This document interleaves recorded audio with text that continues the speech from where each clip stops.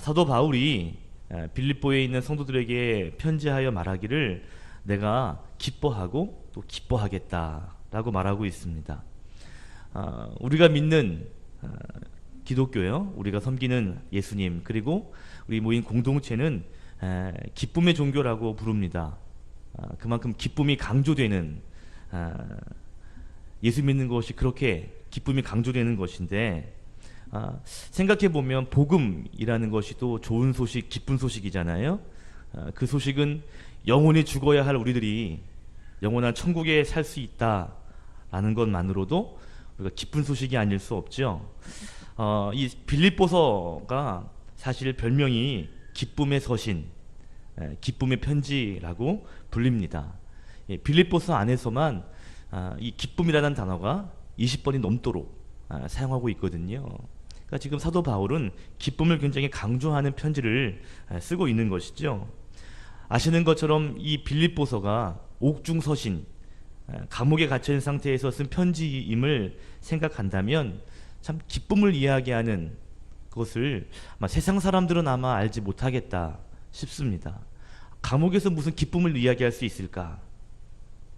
오히려 믿어지지 않을 정도로 바울은 그 마음 가운데 기쁨을 표현하고 있죠. 그런데 여러분, 우리가 기쁨의 종교이고 또 우리가 그런 영원한 생명을 얻은 그러한 정말 기뻐할 수밖에 없는 존재임에도 불구하고 우리 앞에 크고 작은 문제를 만날 때마다 또 어려움이 찾아올 때마다 우리는 기뻐할 수 없는 그런 연약함을 가지고 있는 것 같습니다. 고난이 밀려오면 또 어려움이 찾아오면 그것 때문에 우리는 또 슬퍼하고 또 그것 때문에 실망하죠. 슬퍼하는 성도들하고 이야기하다 보면 이런 이야기를 해요. 목사님, 좀 좋은 일이 있어야 좀 기뻐하죠. 목사님이 한번 제 삶을 살아보십시오. 기뻐할 수 없어요. 라는 이야기를 하는 분을 저는 만난 적이 있습니다. 물론 기뻐할 수 있는 일을 만나면 기뻐하는 것 당연한 것이고요. 맞는 말입니다. 그런데 기뻐하는 일을 만나야 기뻐하는 것은 맞는데요. 그런데 꼭 그렇지만 것도 아니에요. 말씀드린 것처럼 성도는 이미 놀라운 축복을 받았기 때문에 그렇습니다. 성도들은 이미 엄청난 축복을 받았거든요. 그래서 이 땅에서의 삶에 연연하지만은 않기 때문에, 그래서 주어진 환경이 좀 고되고 어려움이 찾아오지만 그럼에도 불구하고 우리는 영원한 천국을 바라보며 기뻐해야 하는 그런 사람이죠. 믿음이 있어야, 사실 믿음이 있어야 기뻐할 수 있는 것 같습니다. 환경이 어려워도 좀 고난이 찾아와도요, 우리가 믿음으로 볼 수 있다면, 또 믿음으로 저 멀리 하나님의 은혜를 볼 수 있다면 그러면 기뻐하게 되더라고요. 마틴 루터가 그런 말을 했어요. 성도는 참 이상한 새다. 환경이 어려운데 늘 노래를 하는 새. 그래서 그리스도인들은 이상한 새다 그랬거든요. 정말 그렇죠. 세상의 눈으로 보면 너무 이상한 사람들이 성도예요.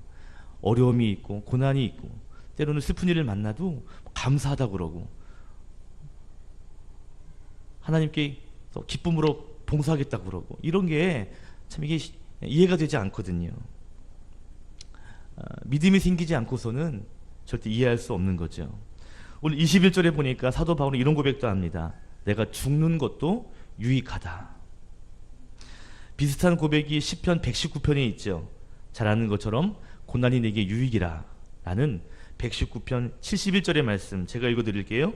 고난 당하는 것이 내게 유익이라 이로 말미암아 내가 주의 율례를 배우게 되었나이다. 고난이 내게 유익이다. 여러분, 이 말에 동의가 되셔요? 고난이 유익이다. 잘 동의가 되지 않아요. 물론 믿음의 눈으로 들어보면 그래, 그럴 수도 있지 라는 마음이 드는데요. 그런데 사실 진짜 우리가 그 현장 가운데 정말 마음 아픈 일을 당하면 고난이 유익이라는 말이 잘 고백되지 않습니다. 좀 더 솔직히 말하면 고난이 유익이다라는 말에 동의하고 싶지 않은 거죠. 그런 마음이 들더라고요. 물론 고난이 유익이 될 수 있어요. 그런데 직접 그 고난 가운데 있을 때는요, 그 말 자체도 허세처럼 들려지고 잘 이렇게 납득되지가 않는 것이죠. 왜냐하면 고난이 너무 힘들고 아프기 때문에 그런 것 같습니다.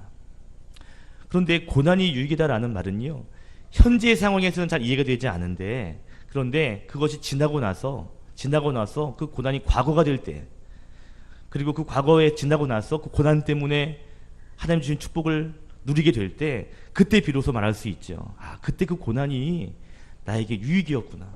그 고난 때문에 내가 이렇게 하나님께 더 믿음이 생긴 거구나. 그제서야, 시간이 지나고 나서야 돌아보면서 아, 정말 그게 하나님의 축복이구나 라는 생각을 하게 되는 겁니다. 그래서 믿음은 뭐냐면요, 믿음은 그 미래를 당겨오면서요, 그러니까 고난 현장이 아니라 고난이 지나간 다음을 기억하고 그것을 또한 신뢰하면서, 그러면서 고난이 지난 후에 있을 그 하나님에 대한 그 축복들을 미리 감사로 또 믿음으로 바라볼 수 있는 것이, 그것이 바로 성도의 믿음이 아닐까 싶습니다. 그래서 고난이 유익이다라는 것은요, 믿음이 없이는 고백할 수 없는 거죠. 오늘 동일하게 마찬가지입니다. 내가 기뻐하고 기뻐하리라, 이 말도 사실은요, 사도 바울의 입장에서는 기뻐할 수 있는 상황은 아니에요. 믿음이 없이는 기뻐할 수 없습니다. 어떻게 감옥에서 기뻐할 수 있겠어요?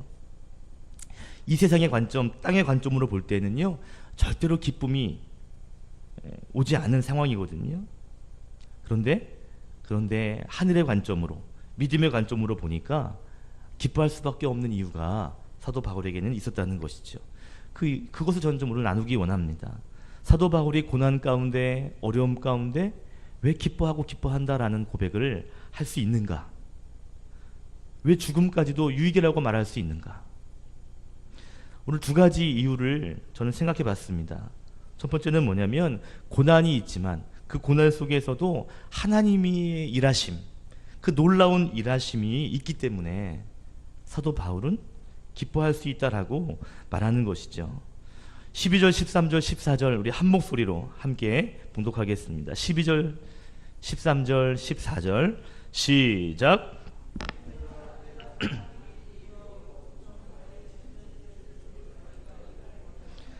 이러므로 나의 매임이 그리스도 안에서 모든 시위대 안과 그 밖에 모든 사람에게 나타났으니, 형제 중 다수가 나의 매임으로 말미암아 주 안에서 신뢰함으로 겁없이 하나님의 말씀을 더욱 담대히 전하게 되었느니라. 아멘.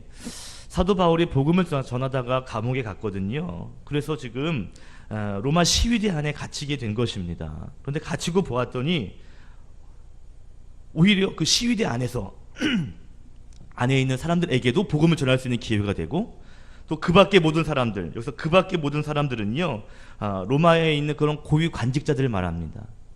재판을 하거나 또 그와 함께하는 사람들, 그 로마에 있는 사람들에게까지도 이것을 전할 수 있게, 이 복음을 전할 수 있다는 것. 오히려 갇혀있기 때문에 오히려 전할 수 있는 사람들이 있었다라는 것이죠. 그리고 또한 그 밑에 보니까 이런 말씀이 있습니다. 내가 이렇게 매이고서 복음을 전해보니까, 그러니까 주변에 있는 형제들 또한 믿음이 생겼고, 그리고 14절에 보니까 이것으로 말미암아 내 안에 주를 더 신뢰하는 마음, 그리고 말씀을 전할 때 더 겁 없이 담대하게 복음을 전할 수 있는 그러한 믿음이 또한 사도 바울에게 생겼다라는 것입니다. 고난에 임하고 보니까 그 고난 안에서, 그 감옥 안에서 복음을 전하면서 내 안에 믿음이 더 커지고, 또 전할 때 또 믿지 않아야 될 그 사람들까지도 복음이 전하는 걸 보면서, 야, 이게 하나님의 계획이구나, 야, 이런 일이 있었구나, 고난이 있지만 그 가운데 하나님 일하시는구나, 그 마음에 사도 바울은 기뻐하고 기뻐한다 라고 말하고 있는 것이죠. 사도 바울이 말합니다. 오히려 감옥에 갇혔더니 복음이 더욱 전파되고, 또 내 안에 복음을 더 강하게 전할 수 있는 그러한 믿음을 이곳에 더 하나 키우시니 나는 정말 기쁘고 기쁘다라고 말하는 것이죠. 그러니까 복음을 전하게 더 하나님께서 역사하시는 것을 보고요, 또 그 고난 가운데 내 믿음이 더 성장하게 되는 것, 더 강력하게 복음을 전할 수 있게 만드시는 그 하나님의 섭리, 일하심을 보고, 정말 나에게 고난이 있지만, 어려움이 있지만 내가 기뻐하고 기뻐한다라고 말하는 것이죠. 여러분, 세상 사람들의 관점으로 보면, 여러분, 사도 바울이 감옥에 갇혀요. 그러면 이제 복음 전해지는 일은 제한을 받거나, 그렇죠? 또는 그 복음 전하는 일들이 멈춰지는 것이라고 아마 상상할 수 있습니다. 사도 바울이 감옥에 갇히면 이제 끝났지, 이제는 소망이 없지 라는 정도로 아마 다 생각할 거예요. 그런데 오히려 그 안에서 하나님께서 일하시고 전혀 복음을 듣지 않을 사람에게까지 복음이 전파되고 사도 바울의 믿음이 더 커지게 되는 일들이 있는 것을 보면서 사도 바울은요, 야, 참 하나님 기가 막히시구나, 하나님이 이곳에서도 일하시는구나, 또 내 안에 역사하시는구나 하며 기뻐하는 그 고백을 사도 바울이 하고 있는 것입니다.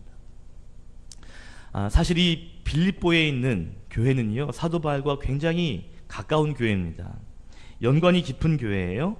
그런데 성경에 보니까요, 그 빌립보 교회의 성도들 가운데 사도 바울을 시기하고 비방하는, 험담하는 사람들이 있었습니다. 아마 그 가운데 사도 바울을 미워하고 비방하는 사람들은, 그 사람들이 볼 때 사도 바울이 옥에 갇혔다라는 말은 굉장히 희소식이죠. 미워하는 사람, 저 사람 때문에 복음이 안 돼, 막 이렇게 여기는 그런 사람들이 볼 때 사도 바울의 감옥에 갇히니까, 그죠? 그럼 잘 됐대요라고 아마 생각했을 것입니다. 사도 바울이 15절에 말합니다. 어떤 이들은 투기와 분쟁으로, 어떤 이들은 착한 뜻으로 그리스도를 전파하나니. 17절에도요, 나의 매임에 괴로움을 더하게 할 줄로 생각하여 순수하지 못하게 다툼으로 그리스도를 전파하느니라. 사도 바울에 대해서 불편해하고 또 시기하는, 그래서 서로 투기와 분쟁이 있는 그러한 모습들도 있었다는 것이죠. 그런데 사도 바울은 18절에 고백합니다. 18절 함께 읽어봅시다. 시작. 그러면 무엇이냐? 거칠애로 하나 참으로 하나 무슨 방도로 하든지 전파되는 것은 그리스도니 이로써 나는 기뻐하고 또한 기뻐하리라. 아멘. 아무리 뒤에서 자기를 비방하고 수군거리고 뭐라 한다 할지라도 그래도 아마 전파되는 것은 예수 그리스도다. 내가 이 안에 들어와 감옥에 갇혔는데 잘 됐네, 어땠네. 또 어떤 사람들은 아이고 너무 불쌍하다, 어떡하지 걱정하고 여러 가지 사람이 있었겠죠. 그렇게 되더라도 오직 증거되는 것은 그리스도다 라고 하면서 나는 기뻐한다 라고 말하고 있습니다. 고난이 있지만, 불편함이 있고 어려움이 있지만, 그러나 이 일을 통해서 하나님이 더, 예수 그리스도가 더 드러나는 일들이 있으니 나는 기쁘고 기쁘다라고 말하고 있습니다. 나를 비방해도 괜찮다는 거예요. 나를 시기하고 모함해도 괜찮다는 겁니다. 오히려 그리스도를 전파할 수 있는 기회가 되고 그것 때문에 더 복음을 전할 수 있다면 난 상관이 없다라는 놀라운 고백을 하고 있는 것이죠. 사도 바울은 지금 빌립보 교회에 편지하면서 이렇게 말하는 것입니다. 고난을 통해서 말씀의 사역은 더 왕성해지고 복음이 더 왕성하게 전파되는 것, 하나님 나라가 확장되고 있으니 나는 그곳으로 기쁘다 라고 말하고 있는 겁니다. 참 이게 놀라운 관점 아닌가요? 나는 고난인데 그 일로 하나님의 영광이 더 나타나고 복음이 더 전파되니 나는 그것으로 만족한다, 기쁘다라고 말하는 이 사도 바울의 고백이요, 참 대단한 고백이죠. 사도 바울이 왜 감옥 안에서도 기뻐할 수 있는가? 복음이 전해지는 그 고난 가운데 나의 고난을 통해 하나님이 일하시고 하나님이 영광 받으신 일들이 있으니까요. 그래도 나는 기뻐할 수 있다라고 말하고 있습니다. 고난을 바라보는 눈이 다르다는 거죠.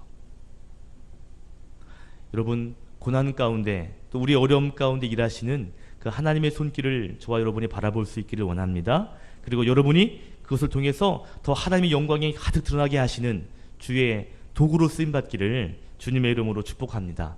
또 한 가지 이유가 있답니다. 그 이유는 뭐냐면 바로 예수님 때문이에요. 19절, 20절, 21절까지, 19절부터 21절까지 함께 읽겠습니다. 시작. 이것이 너희의 관구와 예수 그리스도의 성령의 도우심으로 나를 구원에 이르게 할 줄로 안고로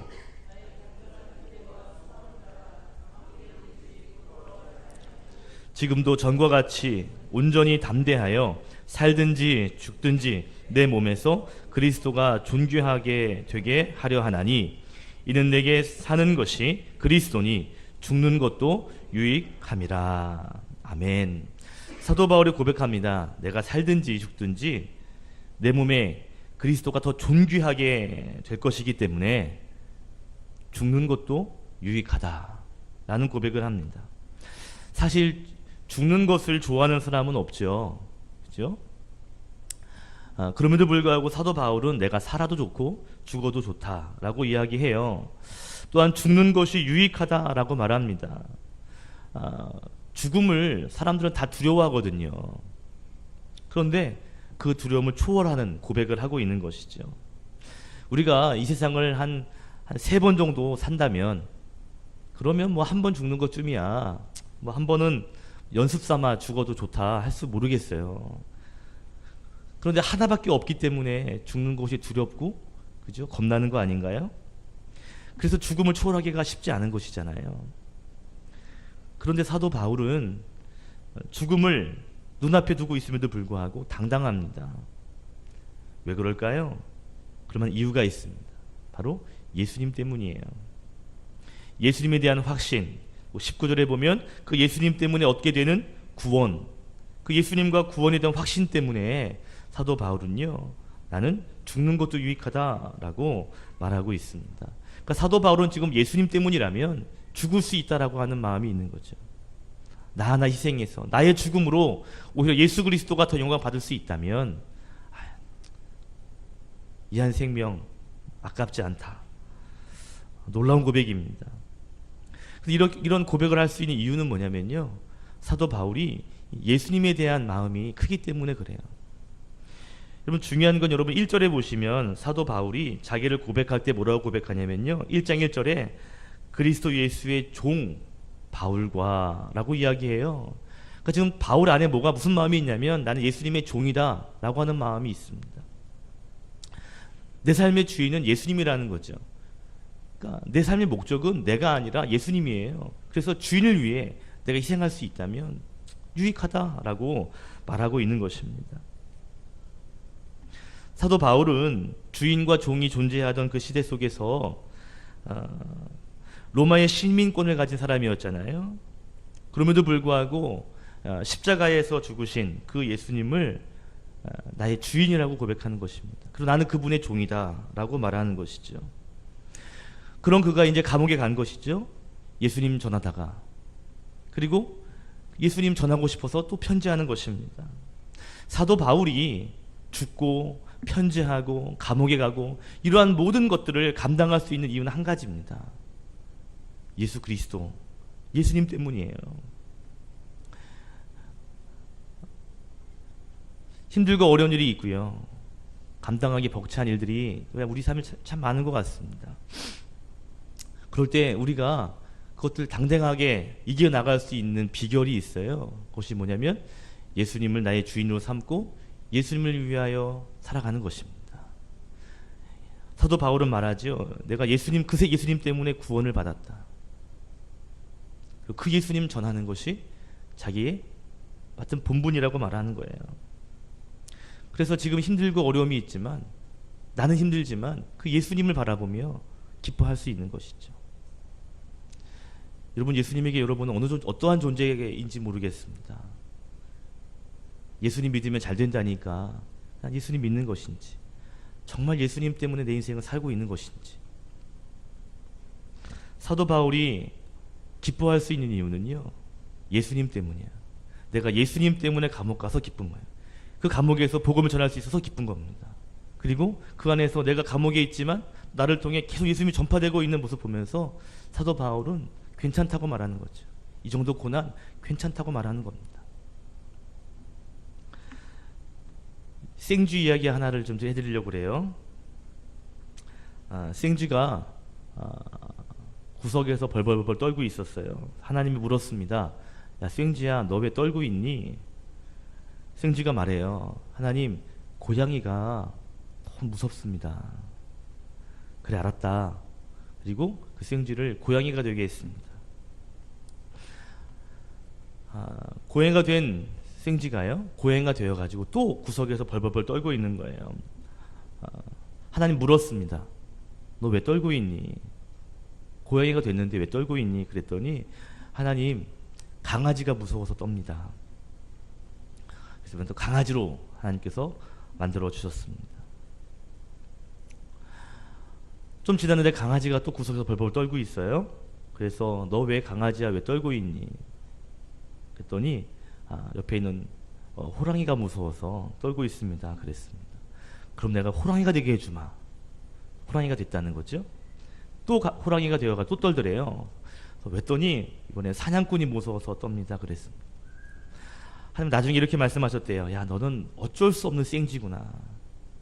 네가 고양이가 되고 강아지가 되고 호랑이가 되어도 네 마음은 여전히 생쥐구나. 여전히 두려워하는 마음을 가지고 있구나. 그러니 너는 다시 생쥐가 되거라 라고 말씀하시고 생쥐가 되었다는 이야기, 여러분 한 번쯤은 들어보신 이야기일 겁니다. 여러분, 우리가 이런 생쥐의 삶을 살 때가 참 많은 것 같아요. 예수 그리스도로 말미암아 십자가의 은혜로 말미암아 우리가 천국을 소유한 사람들인데요, 그리고 영원한 천국을 가지고 있는 사람들임에도 불구하고 여전히 천국과 관계가 없는 사람인 것처럼 저 구석에서 문제가 많을 때마다 벌벌벌 떨고 있는 모습, 구원을 가지고 또 구원받은 우리들이 영원한 삶을 살게 될 터인데 이 짧은 이 세상에서의 크고 작은 고난 앞에 우리는요 늘 떨고 있는, 또 실망하고 그것 때문에 두려워하는 삶을 살 때가 있는 것입니다. 이미 우리는 새 사람이 되게 하셨는데 여전히 옛사람의 모습으로 살아가는 모습들을 우리가 가지고 있습니다. 여러분, 우리가 이 예수님 때문에 변화되고 예수님 때문에 구원받고 예수님 때문에 천국 간다 라고 하는 이 사실이 분명하게 믿어지지 않으면요, 눈에 보이는 작은 환경 때문에 우리가 그러한 좋은 것들을 다 잊어버리고 그곳에 집중해서 그래서 실망하고 낙심할 때가 참 많습니다. 놀라운 변화를 이미 십자가를 통하여 다 하나님께서 주셨는데, 그런데 우리는요 세상의 기준에 맞춰서 이 기준보다 못하면 되게 못한 것처럼 느껴지고 그 기준에 좀 미달되면 그렇게 실망하는 삶을 우리가 계속 반복적으로 살아가고 있는 것이죠. 사도 바울은 그렇지 않았습니다. 사도 바울은요 오히려 감옥에 가는 상황에서도 오히려 그 하늘나라를 바라보고요 십자가 예수 그리스도 주인을 바라보며 그는 기뻐하고 기뻐할 수 있는 그러한 믿음의 사람이었다는 것이죠. 십자가에 대한 확신이 흔들리면 우리는 환경에 우리의 마음이 치우치게 됩니다. 그리고 그것 때문에 기뻐할 수 없어요. 오늘 말씀을 통해 다시 한번 예수님을 붙잡는 저와 여러분이 되시기를 소망합니다. 아멘. 예수님 때문에 기뻐할 수 있는 사람들, 비록 환경은 조금 불편해질 수 있고 두려움의 요소들이 많이 찾아오지만 그래도 예수님 바라보며 기뻐할 수 있는, 또한 그것 때문에 감사할 수 있는 그러한 믿음의 성도 되시기를 예수님의 이름으로 축복합니다. 아멘. 기도합시다.